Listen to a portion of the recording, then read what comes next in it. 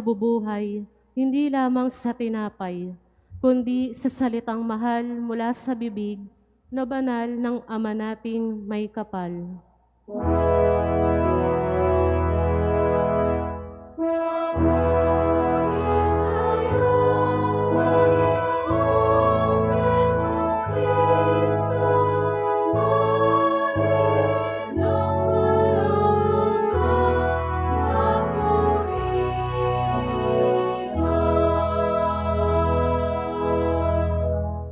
Sumainyo ang Panginoon. At sumaiyo rin. Ang mabuting balita ng Panginoon ayon kay San Lucas. Papuri sa iyo, Panginoon. Noong panahong iyon, umalis si Jesus sa Jordan, puspos ng Espiritu Santo. Dinala siya ng Espiritu doon sa ilang, at sa loob ng 40 araw ay tinukso ng Diablo. Hindi siya kumain sa buong panahong iyon, kaya't gutom na gutom siya. Sinabi sa kanya ng Diablo, "Kung ikaw ang anak ng Diyos, iutos mo na maging tinapay ang mga batong ito." Ngunit sinagot siya ni Jesus, "Nasusulat, hindi lamang sa tinapay nabubuhay ang tao." Dinala siya ng Diablo sa isang napakataas na lugar, at sa isang saglit ay pinakita sa kanya ang lahat ng kaharian ng sanlibutan. "Ibibigay ko sa iyo ang lahat ng kapangyarihan at kadakilaan ng mga kahariang ito," wika ng Diablo. "Ipinagkaloob ito sa akin at maibibigay ko sa kanino mang ibigin ko. Kaya't kung ako'y sasambahin mo, magiging iyo lahat ng ito." Sumagot si Jesus, "Nasusulat, ang iyong Diyos at Panginoon ang sasambahin mo, at siya lamang ang iyong paglilingkuran." At dinala siya ng Diablo sa taluktok ng templo ng Jerusalem at sinabi sa kanya, "Kung ikaw ang anak ng Diyos, magpatihulog ka, sapagkat nasusulat, ipagbibilin niya sa kanyang mga anghel na ingatan ka at aalalayan kanila upang hindi ka matisod sa bato." Subalit sinagot siya ni Jesus, "Nasusulat, huwag mong subukin ang Panginoon mong Diyos." Pagkatapos siyang tuksuhin ng Diablo sa lahat ng paraan, ito'y umalis at naghintay ng ibang pagkakataon. Ang mabuting balita ng Panginoon. Pinupuri ka namin, Panginoong Hesukristo. Isang magandang umaga po sa inyong lahat. Ngayon po ay unang linggo ng 40 araw na paghahanda para sa Pasko ng Pagkabuhay. 40 araw, ha? Unang linggo, mayroon tayong 5 linggo. Yung ika-6 ay paghahanda na para sa mga mahal na araw. So, sumatotal, 6 na linggo. Nagsimula na ang ating paglalakbay sa Kwaresma noong tayo po ay nagdiwang at nagpalagay ng abo sa ating mga noo. So doon na nagsimula, 40 araw. At tayo ay pinapaalalahanan na sa panahong ito, dapat tayong mas maging conscious o mas maging aware sa mga ikikilos natin o mga ginagawa natin sa mga susunod pang mga araw. Dahil dito po, mas malakas ang tukso. Kung nasa isip nyo po ito na panahon na ng Kwaresma, kailangan na natin magtika, kailangan natin ulit magdasal, kailangan ulit natin mag-discern ano nga ba ang ating mga nagawa at ginagawa sa kasulukuyan na kailangan nating ihingi ng tawad bago pa man tunghayan ang pagpapakasakit, pagkamatay at muling pagkabuhay ng ating Panginoon. Sabihin nyo nga sa katabi ninyo, totoo ang demonyo. Hindi ito pananakot, pero totoo ang demonyo. Pero ang demonyo ngayon, nag-improve na. Ang demonyo ay nagkaroon na rin ng marketing strategy. Paano tayo mas makaka-inganyo? Paano tayo mas makaka-recruit? Sinong gusto mag-apply? Naghahanap po recruitment, may mass recruitment sa impyerno. Kaya lang, sabi nga, paano sila makaka-recruit kung ang makikita sa kanila pangit? Paano makaka-recruit kung ang mga, pakisaway na lang muna, Paano makaka-recruit kung yung mga agent, agent, mga marketing team, walang itsura? So, nag-ayos na ng sarili. Kasi ang pangit nga naman Uy, punta ka sa impyerno, tapos ang kausap mo yung may sungay, di ba? O kaya nanlilisik ang mata. O kaya galit. Yan. O kaya lagi nakasimangot. Paano makakainganyo? Okay, meeting tayo. Kasi malapit nang magkwaresma, yung mga Katoliko, magbabait-baitan na yan Hindi pwede yan. O kaya, anong ginawa? Ayusin Bawal lang dugyutin. Okay, ito na ngayon. Tingnan nyo nga yung katabi ninyo. Yan ang itsura ng demonyo. Sige, tingnan nyo. Yan. Sino ba nanunukso sa atin? Sinong nagtitempt sa atin? Hindi naman nagbabago ang pangangailangan ng tao at mas maraming ang tao ngayon ang gutom na gutom. Gutom sa pagkain, gutom sa kapangyarihan, gutom sa kasikatan. Ito yung mga panunukso na ginamit ng demonyo kay Jesus.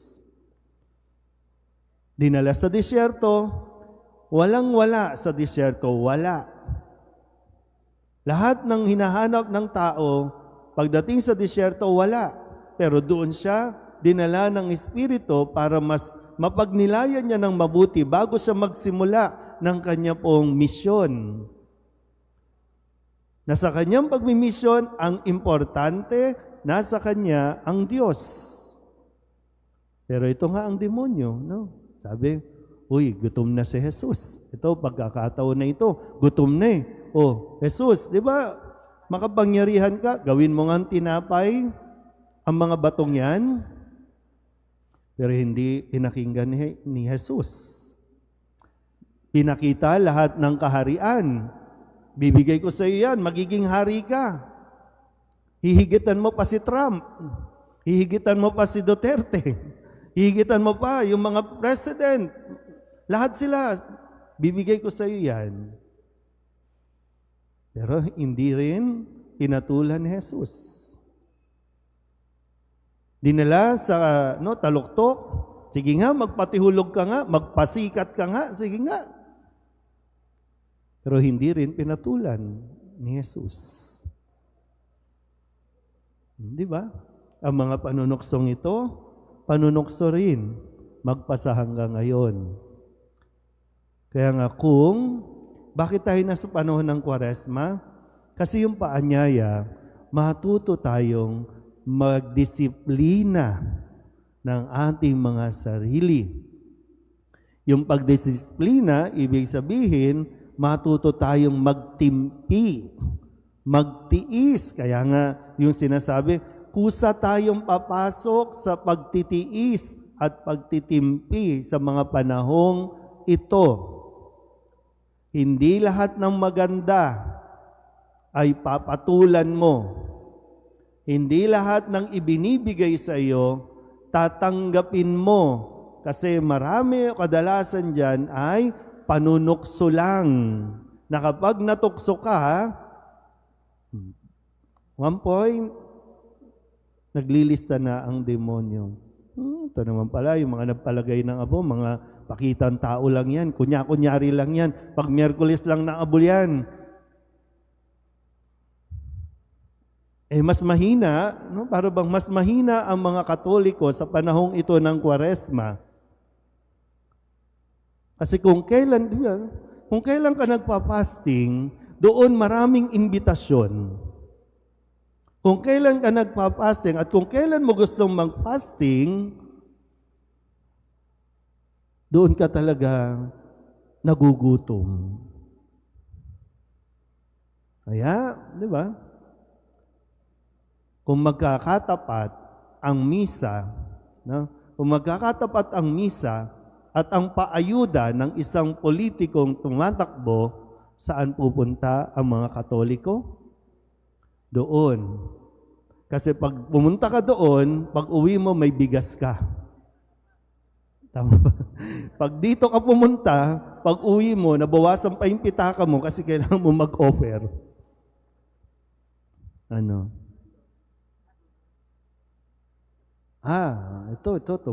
Mukhang uhaw ito sa kapangyarihan, no? Gustong-gusto nito mapwesto, gustong-gusto nito, no? At iba yung dating kapag dumidikit sa iyo ang tao, iba yung dating kapag may kapangyarihan ka. Kapag ikaw ang leader, ito. Kaya kahit sa simbahan po, alam nyo, no, nakakalungkot man, pero yung reality, kahit sa simbahan, yung mga pwesto, mga organization, ayaw bumitaw. Yung mga leader, ayaw bumitaw. Kasi yung pag-aakala, iniisip na, paano sila pag nawala kami? Pag nawala ako, paano yan? Kaya yung minsan, kadalasan, dinidiscourage ko po, na kahit ikaw ang mayaman, kahit ikaw ang may pera, wag mong sagutin lahat. Kasi tukso yan. Huwag natin palitan si kasi siya sumasagot ng lahat ng gastusin. Pag nawala yan, gutom din tayo. Pag nawala, nanlilibre yan. Yung demonyo sinasabi, huwag kang aalis sa pwesto, ha? Diyan ka lang. Kahit paalisin ka ng Paris Priest, diyan ka lang.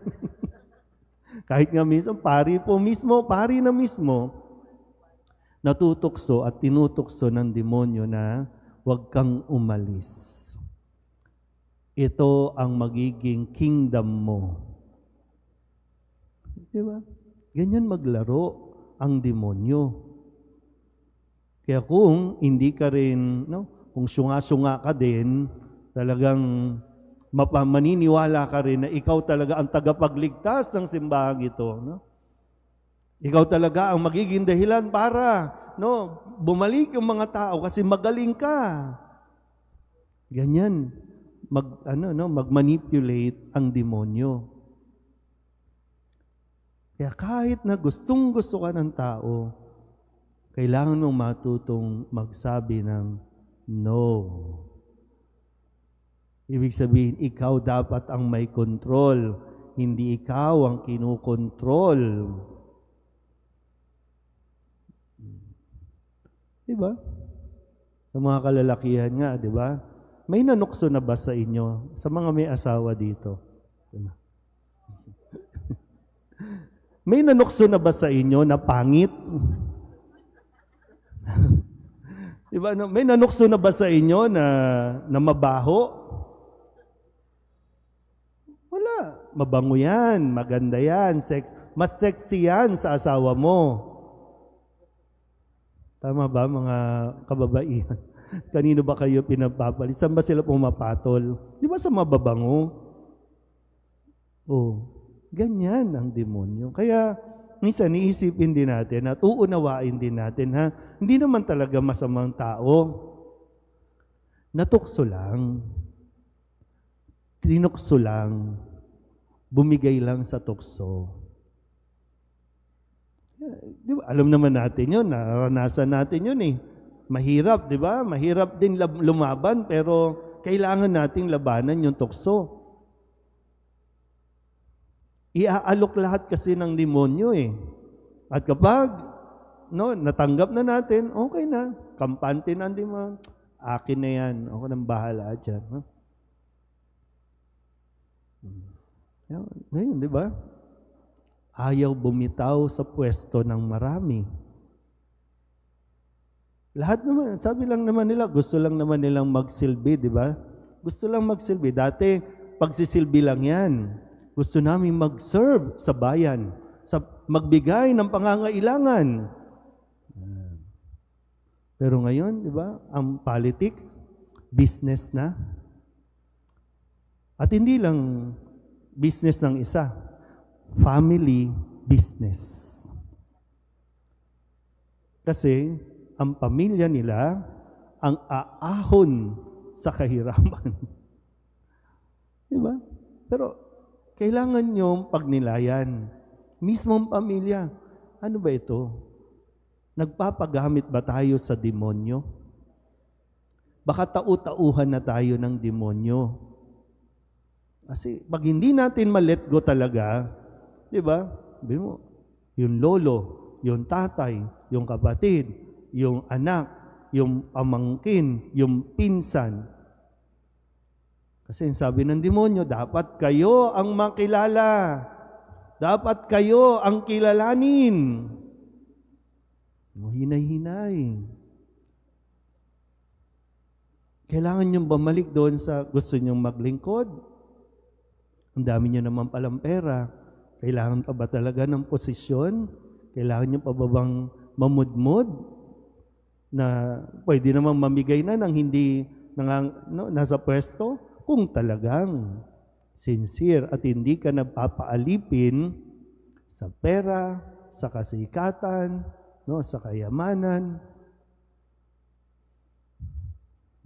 Pero lahat po tayo, sa kahit maliit na paraan, natutokso tayo dito. At ano ang mabisang sandata natin para mapaglabanan ang mga ito? Salita ng Diyos. Focus sa salita ng Diyos.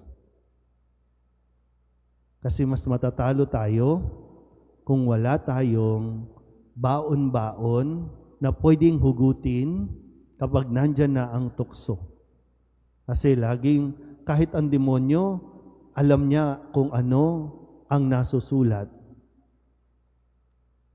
Alam niya, di ba, ginagamitan niya si Jesus. Oh, Jesus di ba nasusulat? Iingatan ka ng mga anghel? Lang, yung mga Katoliko, anga-anga, ayaw magbuklat ng Biblia, ayaw magbasa ng Biblia. Ano bang sabi ni Jesus? Pag sinasabihan siya ng nasusulat, sinabi ni Jesus, nasusulat din naman.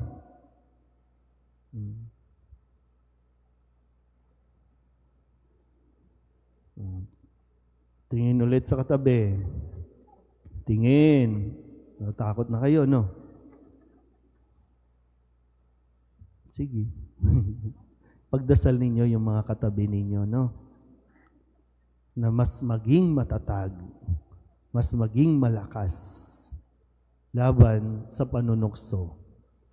Kaya focus tayo sa salita at kapag sinabi natin yung salita, focus tayo kay Jesus. Para na sa ganon, sa mga panahong ito, mas maunawaan natin, hindi yung kung ano ang gagawin natin, kundi kung ano ang gagawin ng Diyos para sa atin. Amen?